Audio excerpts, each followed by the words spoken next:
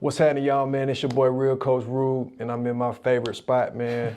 You know what I'm saying? I'm at my boy Aurora Law Firm. I'm here with my boy Robert Wilson. He works here at Manny Royer's office. Manny Royer's my favorite attorney. You know what I'm saying? He's got me out of trouble plenty of times. You know, we just starting something new. You know what I'm saying? See how it goes. But what even made me think about this was I know you guys probably saw that guy got pulled over in the cargo van, and it's just crazy. We just want to go through the stop and just, you know what I'm saying, educate, you know what I'm saying, people on what to do when you're in this situation, you know what I'm saying, if you're ever in a situation like this, and, you know, what's the best things for you to do? What should you be thinking if you're ever put in a situation like this? Yeah. So first things first, before we get into the video, some background information that's good to know. So what happens here, this guy gets pulled over and inevitably the car gets searched, and he's got a lot of weight in the car, pounds of several different kinds of drugs. So the most important thing to know off the bat, well, two important things to know off the bat. One, in a situation like this, it's very likely that the police have already been surveilling and monitoring this guy, right? And so when they initially pull him over, they pull him over because he's on his cell phone and he says, "Oh, I was using my GPS." That's probably not the reason they pulled him over. I mean, they could have just got lucky, pulled him over for this GPS, and then maybe they get lucky and there's all these drugs in the car. More likely than not, they already had been watching him, and they were just driving behind him, and they were waiting for a reason to stop him, and he gave them a good one with being on his phone. The other good thing to know, and you're going to see it over and over again in this video, is it is almost never in your benefit to talk to the police. Like, this guy almost talks himself into all this trouble that he's in.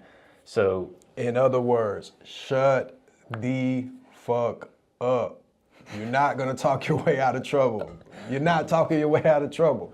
You know what I'm saying? So that's the first thing when he said to me, the first thing that jumps in my head is that you know what you got going on.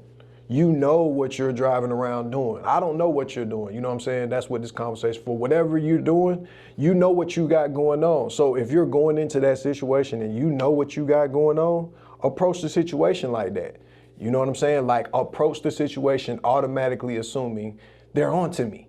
You know what I'm saying? So if whenever they do come, you're just not caught off guard. You're not just like, oh yeah, surprise. Like, oh yeah, surprise, it's the police. Well, you know, cops and robbers. You're the robber. The cops are coming. You know what I'm saying? Like, don't be cut off guard. You know what I'm saying? With, like what he said, hundreds of miscellaneous pounds of, you know what I'm saying, prison time. You know what I'm saying? Yeah, absolutely. And I know like when you're in that moment and the cops are standing there, and like maybe you know what's in the car, and maybe you know that's going to carry like a pretty heavy prison sentence for you, and like it's easy to get nervous and just start chattering because you think you're going to talk your way out of it. 9 times out of 10, you're going to dig yourself into a deeper hole. And that's where you need a lawyer. Like, just shut up, let the cops do what they're going to do, because they're going to do it anyway. And as long as you're quiet, you're not giving them extra evidence to use against you. And then your lawyers on the back end, you might have to spend a night in jail, but on the back end, your lawyers can really start to clean that up. So I think that's a good background. You want to just jump into the video here? Let's get through it. All right, so like we said, you can see in the video here, and it's also important to note this is edited body cam video, so there's maybe some of this that's happened that we don't know the full story, but this guy's driving down Peachtree Road, traffic stop's initiated. Again, you will see the officers walk up to the car and say, "Hey, what's up, man? You can't have that phone in your hand."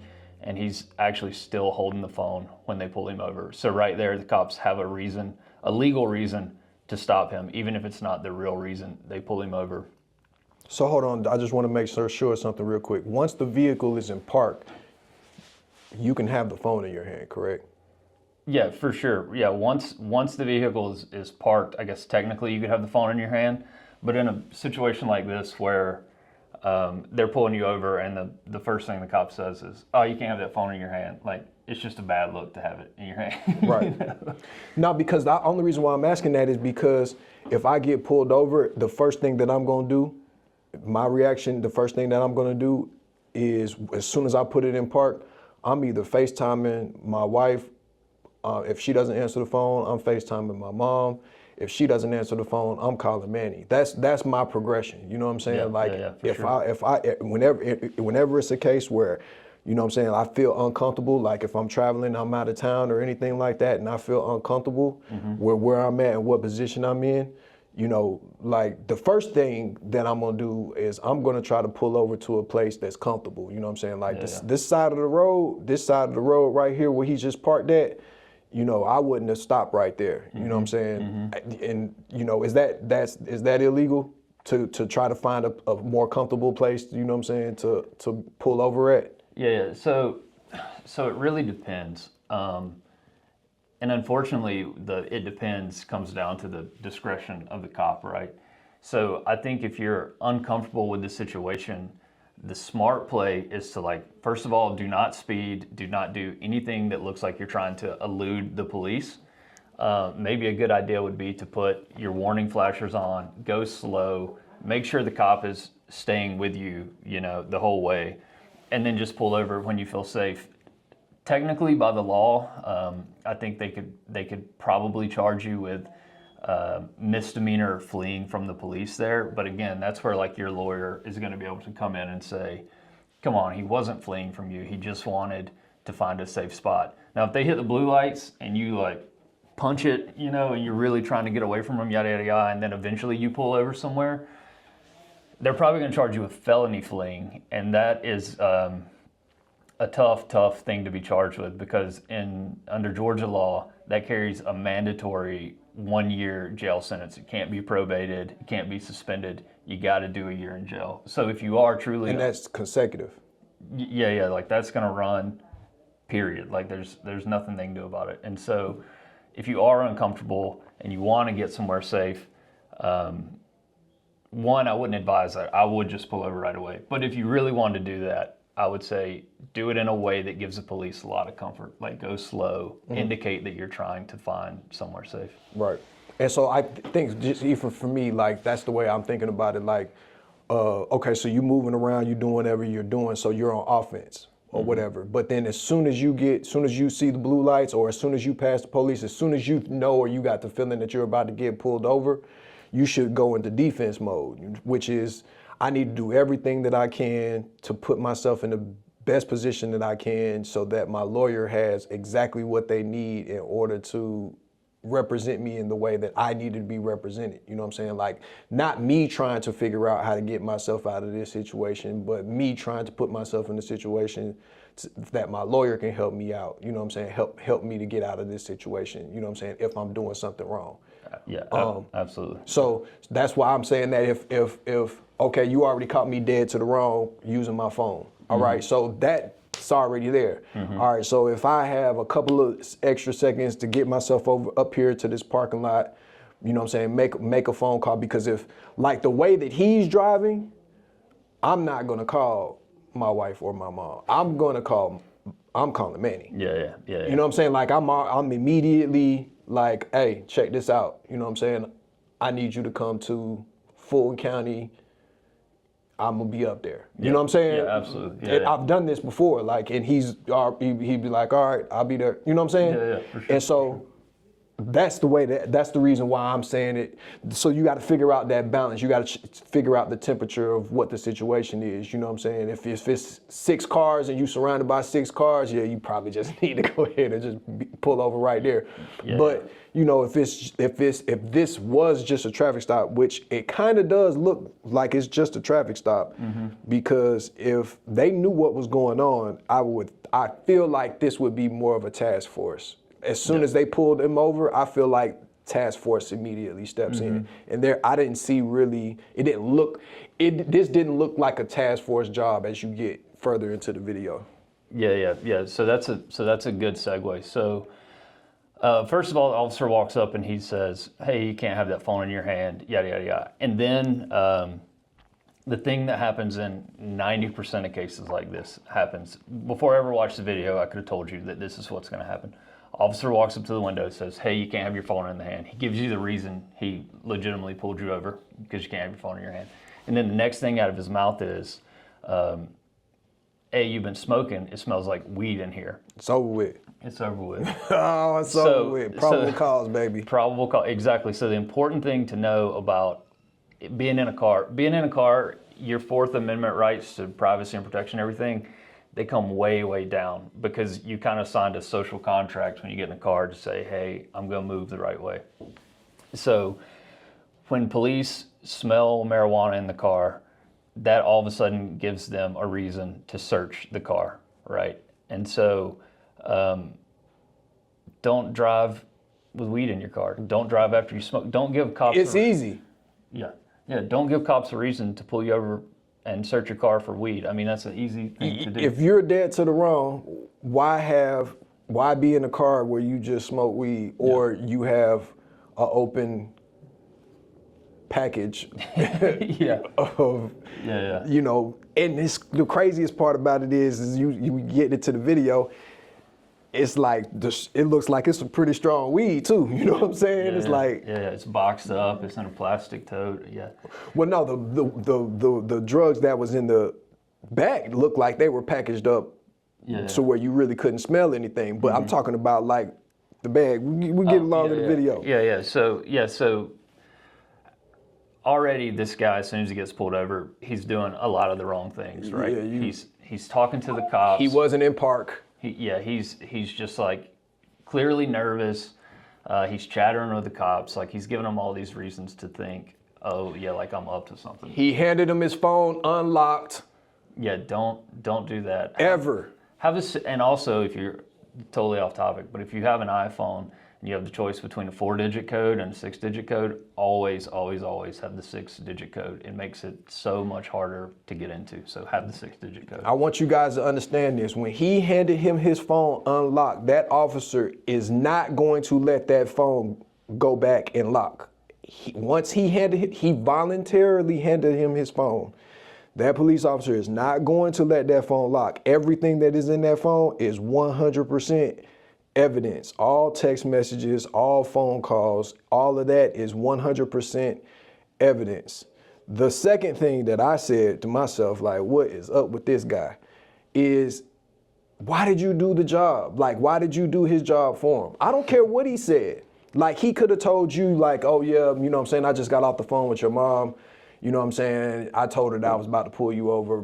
You know what I'm saying? You all good, don't worry about it. I already let your mom know, you know what I'm saying? You good, you know what I'm saying? I don't care if he says that. Why did you hand him the bag of weed? So that's the next point I was gonna get into. So as you'll see in the video, what happens is the cop walks up and says, hey, it smells like weed in here, right? This guy. That's the moment where, as a lawyer, like I start to cringe because I've read a million cases, I've seen a million cases where this exact thing happens, right? And what ultimately will get, had this guy just said, nah, there's no weed in the car. That's all he had to say.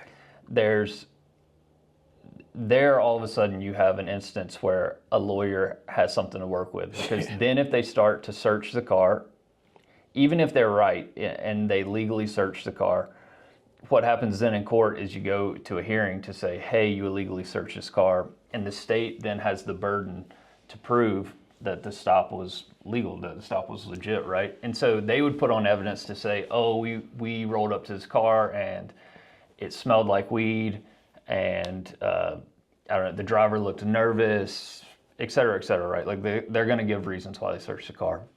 But then the defense lawyer gets to get up and say, hey, what about CBD? Can you smell the difference between CBD and weed? No, of course you can't. What about Delta 8? What about all this legal stuff? Did you perform field sobriety tests to see if this guy was driving intoxicated? You know, the defense attorney can start punching holes in all these things. But instead, what this guy did was he was trying to talk his way out of it. And he said, yeah, man, I got a little weed. And he hands him like a bag of like 2 grams, thinking the cop's just going to take his word for it, and that's it. Really what that guy did is when he handed them those 2 grams of weed, is he guaranteed that car was going to get searched. 100%. Thank you. You did my job for me. Right. I don't have to do anything else. You gave me consent to search. As soon as you did my job for me, as soon as you handed me this bag, you gave me consent to search. And it's so crazy to me because, like, when I see stuff like this is the reason why I even came here and did this, is that when I see stuff like this, I say to myself, okay, why did this happen? Well, because it's weird because it's like you have all of this time that you're about to serve, that you're riding around with in the car, but you don't have any confidence behind it. You don't have any type of preparation on having a relationship with a lawyer that you're confident enough in to help you get the best resolution for whatever the situation is if you do get pulled over.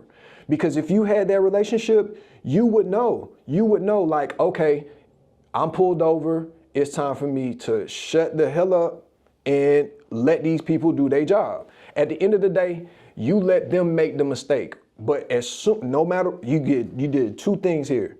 You handed them an unlocked iPhone, in which Robert just let all of you all know, pick the 6-digit code, not the 4-digit code, the 6-digit code. You handed them an unlocked iPhone, which means that everybody else in that phone that you've been in communication with, you put them in danger.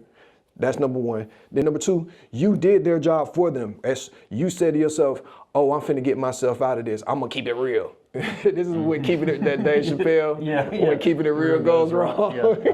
Oh man, I'm finna hand him the bag. Yeah, he's gonna let me go and tell me to have a good day because I kept it real with him. Yeah. Hell no, man, you better listen. I've actually said this in situations to where I got a police officer right now that actually tells this story to people. Like, looked at police like, hey man, listen man, I apologize man. I'm just not that type of person. I'm not gonna do your job for you. Yeah. You here to do your job. You need to do your job. I don't even know what you're talking about. I don't know why you here. Yeah. You know what I'm saying? Like, it don't matter, caught dead to the wrong or whatever. You still gotta do your job, because the dream of every defense attorney, without me being a lawyer, but if I put my lawyer hat on, the dream of every defense attorney is to always be able to finalize a case with illegal search and seizure. Because you don't have to go any further. There's no plea. You don't have to get into plea conversation. You don't have to get into trial conversation. At evidence hearing, your case is over. Yeah, it's the best case scenario for everybody, because the lawyer gets paid, he doesn't have to do as much work, you know what I'm saying? And you don't have to go through, you know what I'm saying, all of the, if you are locked up during your you get out now, you know what I'm saying? You don't have to go through, you know, any more court hearings and anything like that, because as soon as it comes up, as soon as the evidence hearing comes up, illegal search and seizure, well, guess what? Yeah. And I mean, and to be like totally frank and clear here, probably I could say with like 90% certainty, the fact alone that the cops said, oh, we smell marijuana, the car was probably going to be searched. The defense attorney probably would have challenged it to say it was illegal, and the search probably would have got upheld anyway, right? I mean, that's just how it goes. But still, you never know. You never know. And also, yeah, the cop could be having a bad day on the stand. He could say something dumb. I mean, something weird could happen in the body cam. You just never know. But as soon as the cop says, hey, it smells like weed in here, and then the guy hands him a bag of weed, that stop is 100% going to get upheld. Like, they're never going to suppress that search at that point, because the cop said, hey, I smell drugs in the car, and the guy said, oh yeah, there is drugs in the car. And now the cops have free reign to search the rest of the car to see if there are more drugs. So that's what we have here. We have a guy who's already in a really tight spot. Now, the guy does, just when you think like it can't go any worse for him, he does something even worse. So the cops are like, all right, man, you handed us this bag. We're going to search the car. We need you to step out of the car and just hang out here while we do the search. Oh my God. And then this guy just goes ape shit. Oh my God. He starts like wrestling with these two cops. He's on the side of Peachtree Street. It looks like it's like rush hour. It looks like it's rush hour. Yeah, so there's like a million cars lined up beside him, probably watching. This motherfucker's probably on ATL Scoop like instantly. Immediately. Yeah, and so now he's got, I mean, it's the least of his worries with the amount of weight he's got, but he's also looking at resisting arrest, probably obstruction. I mean, all of these things that are just tacked on. And you got to think, if he somehow goes to trial on this, Oh man. they're going to show this video of him fighting with the cops, and every juror in the world is going to be like, man, fuck this guy. Like, Yeah, because that's see, this is the part about me. I don't, you know what I'm saying, know what's going on in this case, but let's just be real. I said it as soon as I saw it. You know what I'm saying? Anybody that sent it to me or anybody that posted it, I said it immediately. I was like, man, this dude's finna tell on everybody. And so if he's gonna tell on everybody, which is probably what he's already done, his story was more than likely I didn't know, right? But at that point in time, now you're resisting. You're actively resisting. They have it on video that you're actively resisting. As soon as you say you didn't know in the courtroom, they're going to say, well, then why did you resist? yeah. Exactly. That's immediately. That's immediately what they're going to say. And then now everybody that you told on, it was for no reason, because they still going to get you. You still going to be, unless, you know, you don't go to all, you know, to trial or whatever, but you give yourself no wiggle room to fight anything at that point in time. You know what I'm saying? And so it's like you just put yourself in a lose all the way out situation. Yeah, and I mean, even like taking the law and the criminal side out of it, I mean, this guy ends up, you'll see in the video, he ends up getting tased because he's kind of a bigger guy, like he's fighting off the cops pretty well. And I mean, like, we all lived through 2020, man. I mean, like, this guy could have ended up shot on the side of the road over For sure. over meth and weed. I mean, Yeah, for you sure. know, like, you're not doing yourself any favors by doing this. Like, luckily these cops just tased him. I mean, really, he was being aggressive. He was kind of coming at him. At one point, it looks like maybe he's like reaching around. And His back, he did look like he moved his jacket out of the way. Yeah, and the cops are yelling. He's reaching around. I mean, that is like by the book. You're giving the cops a reason to do something terrible to you. So it's bad for your case. It's bad for your health. Like just be smarter, do better. You know, like you're in this situation, like Ruben said, like you already know you're jammed up. Just like shut your fucking mouth, comply with the cops. It's gonna make everything down the road easier. If you go to trial, it's gonna make it easier. If you're gonna try to plea, it's gonna make it easier. If you do want to tell on everybody, the cops are gonna give you more credibility because you're gonna look like a guy who was doing all the right things leading up to the moment of your arrest. So like showing your ass and like wilding out on the cops, just it's not going to do anything positive for you in or outside of court. Right. But, you know, just felt like we probably needed to talk about it, had this conversation. So if you could sum it up in a couple of words, you know what I'm saying, what is in a situation like this, I mean, you basically just now did, but if you could go in order, you know what I'm saying, on what the progression is, on what you would do, how you would advise a client to handle themselves in this situation, what would it be?